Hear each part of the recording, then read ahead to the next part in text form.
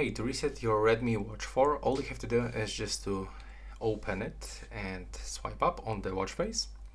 Then click on the settings icon, and now from this you will have to actually scroll down all the way down. Go into the system, then scroll down and select reset. Now click to erase all data, and now you will have to just wait until your device basically turn off, perform the reset, and turn on back with the first setup screen.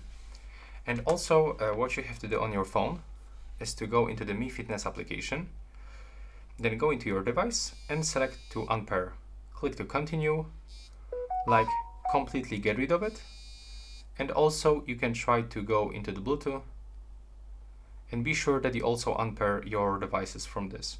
So in my case it's actually not available anymore, but if in your case it's still right here, just be sure that you are going to manually remove previous connection. And that's all right now. Please subscribe to my channel and see you in the next one.